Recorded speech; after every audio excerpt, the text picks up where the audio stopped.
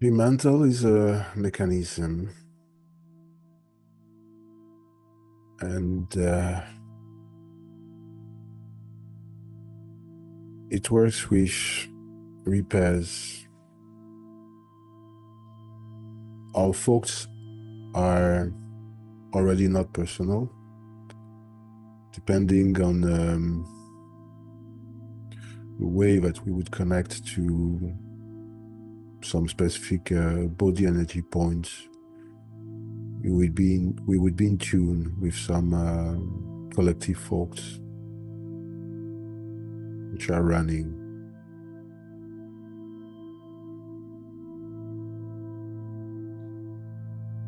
And those thoughts are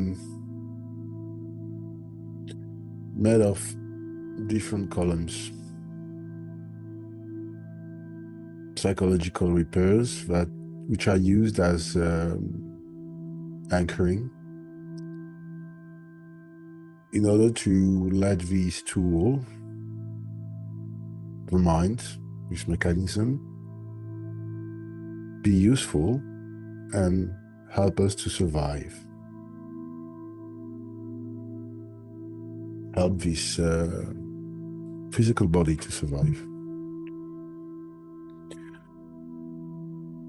Then many unexpected events could happen. It would be a surprise. Of course, the unexpected is the only certainty. And their surprises, it could be many things. You could be assaulted. It could be an accident. It could be a betrayal. Someone that you thought was loving you suddenly is betraying you and go towards someone else. Or you're on a quiet day and there's a car accident. Or you get fired from your job, which is a repair for your survival. So many things can happen. Or sometimes it could be something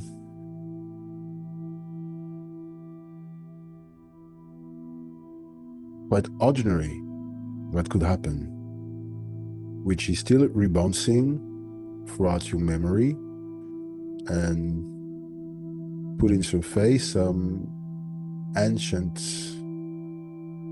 traumas, surprises, and accidents.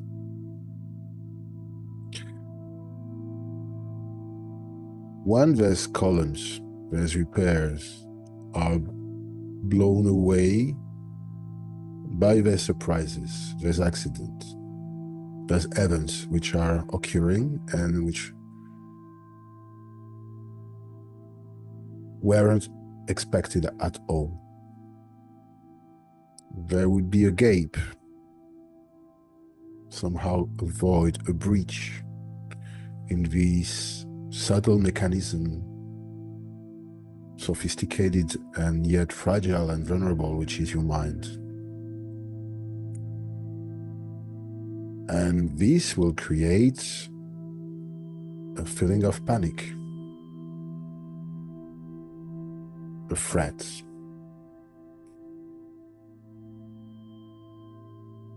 This mechanism would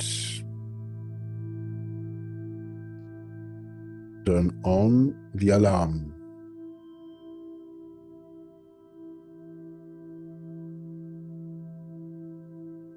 This physical body is in danger, or allegedly in danger.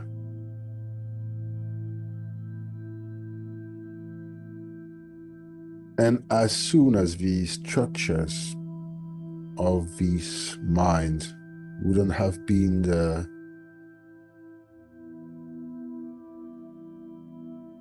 united again, and that this missing column, this repair wouldn't have been replaced Another one, this feeling of threat will pervade, perdure, and last. And you will leave with this excruciating, uncomfortable, horrible feeling of anxiety. Sometimes it could last for years, and sometimes it lasts forever. So there's many ways to heal those traumas.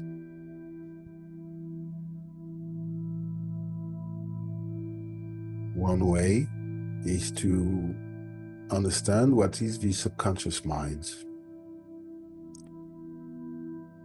When a trauma occurs,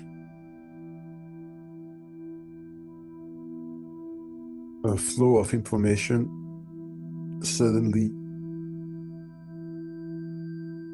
rise and is perceived not any longer by your conscious mind, but by your subconscious mind. The subconscious mind never sleeps. It perceives all the informations 24 hours. It takes everything literally, and it doesn't work with words. It works with symbols. So, one path to heal this trauma could be to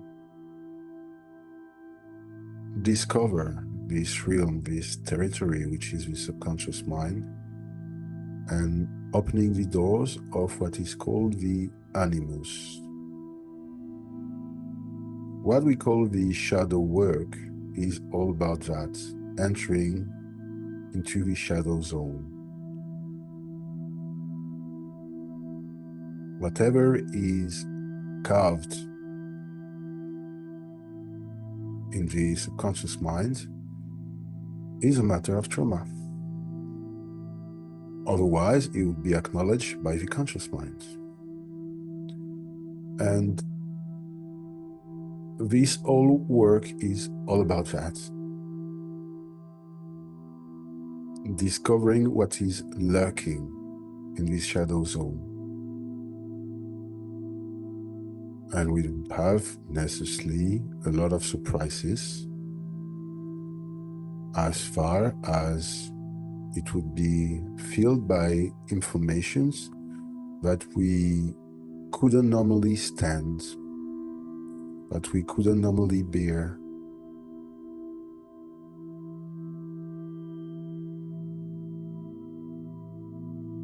This shadow zone has to be tamed.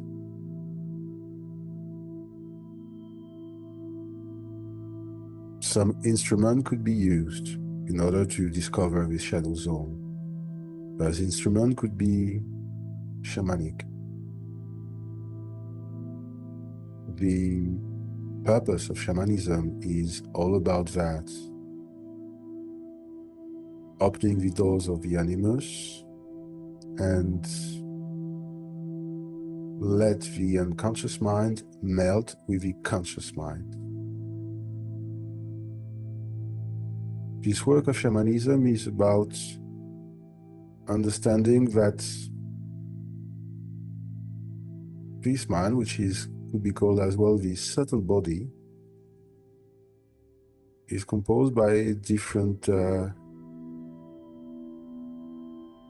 stage of frequencies, which are the five elementals, the five frequency of the universe, the five elements.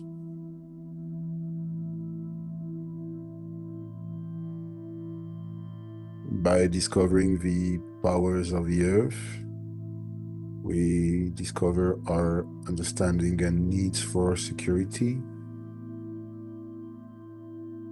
And it leads us, when we could experience on a deeper level this power, the ability to protect others. The frequency of the water is linked with our sexuality. It's all about understanding our desires. But ultimately, when this frequency is understood and developed, it's all about learning how to be authentic,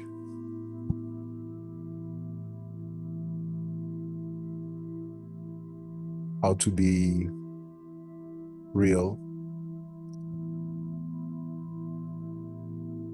and to develop our ability to be an empath. And it would go through all this series of traumas, all those memories, which would be shoot, digest,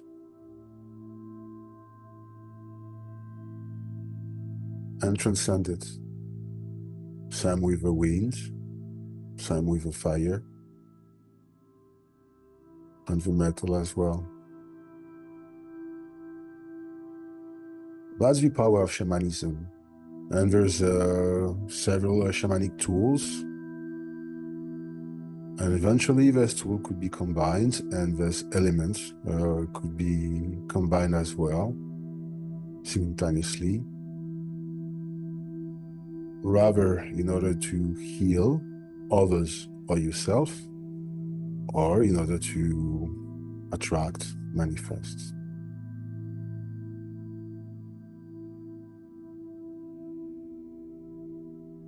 Then, this understanding of the subtle body is intricated, of course, with the understanding as well of our physical body. But the idea is that in order to master a previous stage, you have to move up on the upper floor. I mean,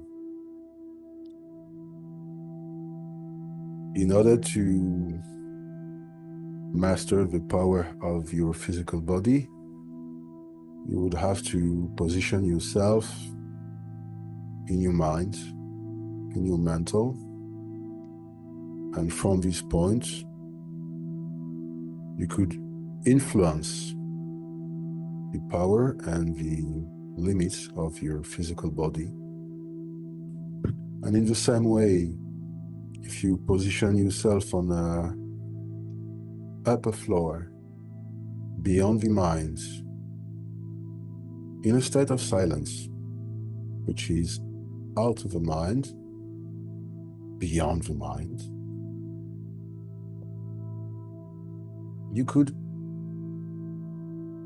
observe this mechanism one step back, not by being merged and drawn into this storm and hurricane, which is this flow of thoughts, but from the point of view of the silence. And you could observe this vehicle, which is your mind, and recognize the breaches. Okay, the trauma is here. I know that I did endure this event, which has been painful. It was an accident. And here I see that this column is missing. And then I have a phobia of something because of this accident. And I can observe it. And by observing that, you de-energize this element of fear, of anxiety, and it would be de-energized because it would become conscious, get to understand quasi that the reason of the anxiety due to the trauma is because the feeling and the emotion is not conscious. It is lurked in the subconscious mind, in the shadow, and it has to be put in light. As long as you position yourself in this territory of silence, the structures of your mind would balance and be reorganized spontaneously.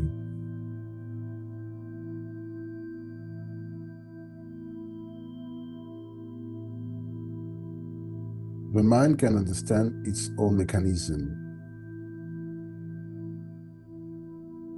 but by using your mind to understand itself, you will give to it some power and credit. And by empowering your mind, the problems of your mind, the failures of your mind will be empowered as well.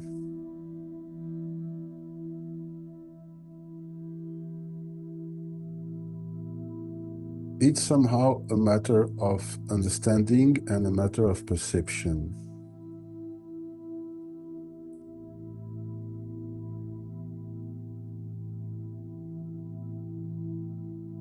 The trauma is not pain, it is suffering. This suffering is a matter of imagination of your mind. And something has to be understood. As long as you identify yourself to your mind,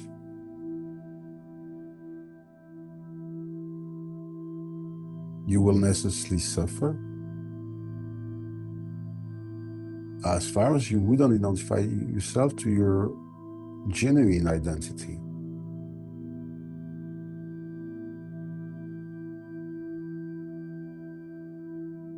It's exactly the same thing as if the driver was identifying himself with his car, which is happening quite often. Many people are literally identifying themselves to the car. And if their car will get broken, they feel trauma, they get traumatized. Because one column, an anchoring of their psyche, which is with red car, is suddenly missing, and then there's a sensation of panic. Same way, the toddler, the little baby, when he starts to discover the world in 3 dimensions, he's playing with his rattle and is identifying himself with his toy. And if you put away the toy from him, he will suddenly feel the sensation of missing. A part of himself is missing, and he will start to cry. And the exact same thing would happen with a man with his car. And whatever are the object you are caring about. And it's the exact same thing with the mind itself. As far as you're identifying yourself with your mind, and suddenly something is missing inside your mind, some repairs, you would feel that this value, this certitude that you had, that this is real and this is true, my love for this person, my whatever it could be, political value,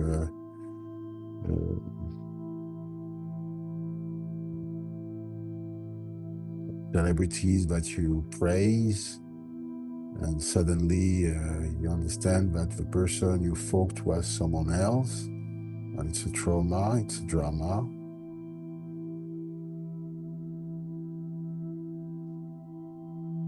And you would feel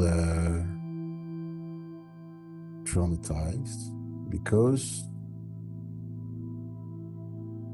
you think that this thoughts and this mind is yours, it belongs to you, it's a part of yourself, and as far as it could be suddenly broken, you would feel that someone took something from you. And you feel this suffering, which is completely imaginary.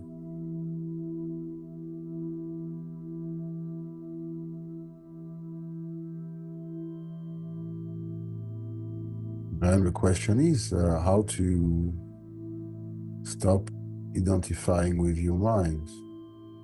The question, it would be all about that then, from this point, how to stop thinking,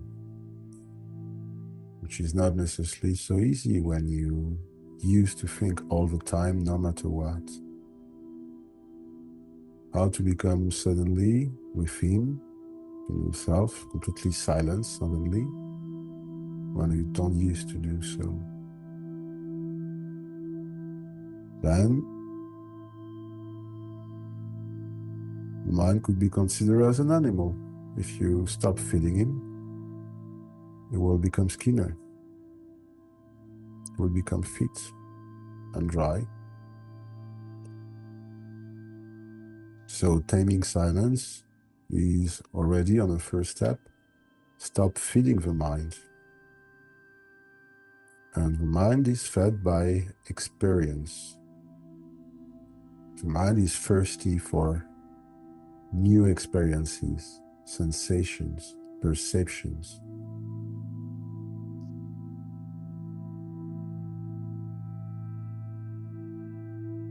If you get less interested by perceiving things and start to appreciate the silence for what it is, emptiness and stillness, already you would have another option. It would not about just being thinking, but you will have this option, being thinking or not thinking.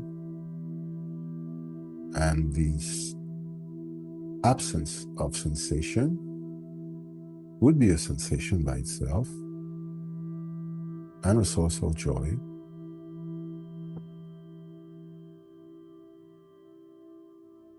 As well, if folks are running on relentlessly and there's nothing to do to stop this flow of thoughts, interestingly enough, it's good to consider that we can only have one thought at the same time. We can't have two thoughts simultaneously.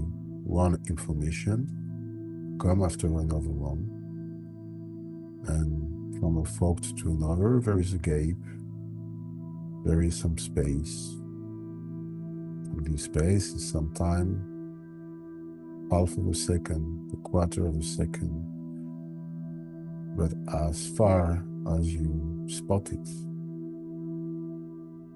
you can repeat it. You can repeat this experience of non-thinking. Some other folks are coming and you can eventually enlarge, increase the space between two thoughts.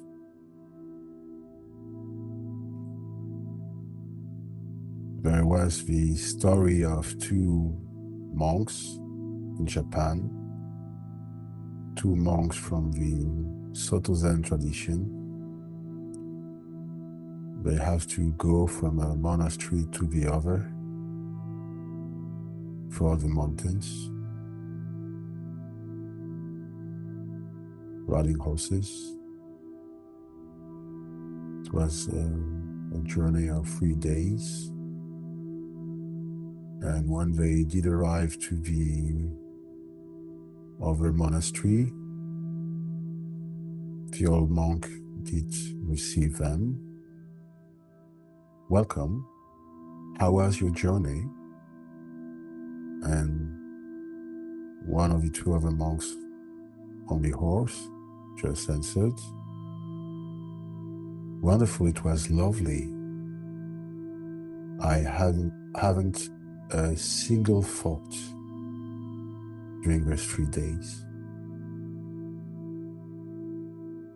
When you stop thinking, you can see the universe as it is.